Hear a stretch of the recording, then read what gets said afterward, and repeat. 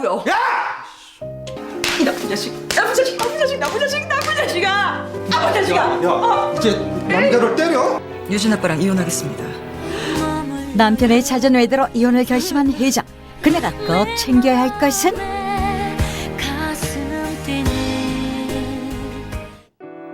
그 첫 번째 현장을 사진 동영상으로 남겨라. 나 말고도 이야기할 여자들 많잖아요. 헬스클럽 런닝머신 같은 애들이야. 운동, 엑서사이즈. 나한테는 운동 같은 애들이야. 두 번째, 스스로 외도를 인정하는 말을 녹취로 남겨라. 세 번째, 증거 문자는 날짜와 전화번호가 표기되어 있는 것으로 캡처나 사진을 통해 남겨야 한다. 네 번째, 배우자 외도로 인한 이혼 청구권에도 유효기간이 있다는 사실을 인지하라. 그러네요. 진짜 많네요.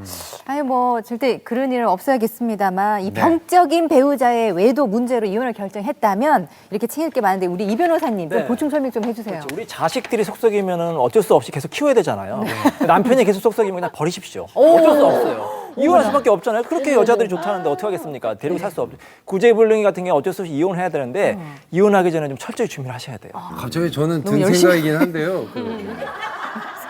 톨게이트 왜 우리 요즘 전자식으로 나가는 그거 있잖아요. 하이패스. 그것도 우리가 또 그것도 기록이 다 남아요. 예. 네, 서울에서 내가 일하고 있었다고 하는데 하이패스 조회해 보니까 뭐 외곽에 갔다든지 그것도 다 기록이 되는 거죠. 아니 근데 위자료와 재산 분할 문제는 또 어떻게 해야 되나요? 중요하네요. 근데 많은 분들이 오해하고 계신 게 뭐냐면 남편이 잘못했다, 아내가 잘못했다고 하면은 내가 전 재산 다 가져온다 이렇게 생각하시는 분이 있는데 그게 아니에요. 어이?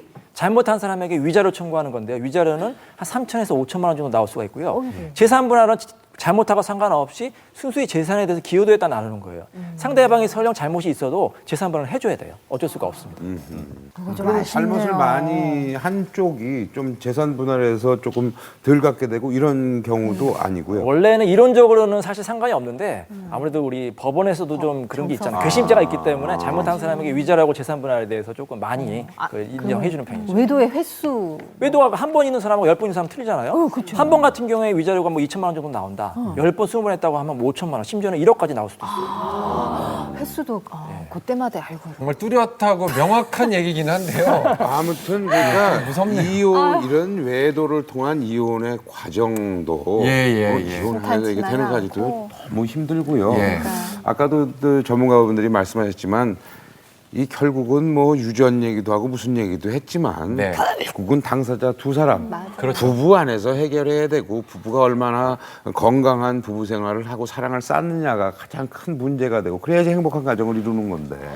좀 데이트를 좀 하셨으면 좋겠어요. 데이트. 예. 뭐 한 달에 뭐 잠깐이라도 뭐 한 1, 2회라도 좀 부부 데이트 시간을 좀 내셔서 그 시간만큼만은 아이도 부모도 아닌 우리 부부 이야기를 좀 하시는 그런 시간을 꼭 좀 내셨으면 좋겠어요.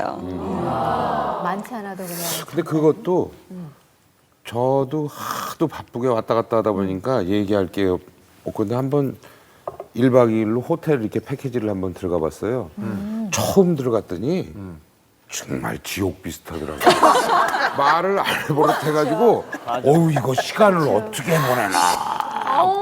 가면서부터 머리가 복잡해요. 이거 오늘 하루를 저 사람이랑 둘이서 애들이랑도 있어 뭐 애들 핑계 대면서 뭐 딴 얘기도 하고 그러는데 둘이 앉아갖고 애들 얘기할 수도 없고. 실제 부부가 있으면은요 놀러를 가도요 꼭 다른 부부하고 같이 가야지만 되지 부부끼리만 가는 여행을 안 잡는 부부 되게 많으세요. 그 많아요. 그래서 네. 그걸 해보니까 맨 처음에 한 번 이상하더니 그 다음에는 2번, 3번 되니까 어떤 때는 다른 부부랑 같이 가는 게 피곤해요. 왜냐면 그렇죠. 배려해줘야 되고 신경 써야 되고 우리가 먹고 싶은 거 있으면 우리가 가서 먹으면 되는데 저 뭐 먹을래? 저거 먹으러 갈까? 우리 서로가 뭐 좋아하는지 아니까 가면 되는데 그러니까 어떨 때는 옆에 있는 게 껄찍거리더라고. 그런 경우도 있어요. 그죠? 그 대화를 하라고 그러면요 어떻게 해야 될지를 모르는 거예요. 해본 적이 없으니까. 근데 그냥 내 얘기부터 하는 거예요. 나 요새 이래. 당신은 어때? 이렇게 얘기를 이렇게 그냥 내 얘기부터 해야 되는데 항상 왜 대화를 하라 그러면 텔레비전을 보면서 뭐 무슨 정치 얘기를 같이 한다든지 경제 얘기를 같이 한다든지 이걸 대화라고 생각하는 거죠. 근데 보면 우리 부부들은 정말 자기 얘기를 안 하고 있어요. 내 마음이 요새 어떤지, 내가 요즘 처지가 어떤지 이런 얘기를 너무 안 하고 있고요. 그리고 또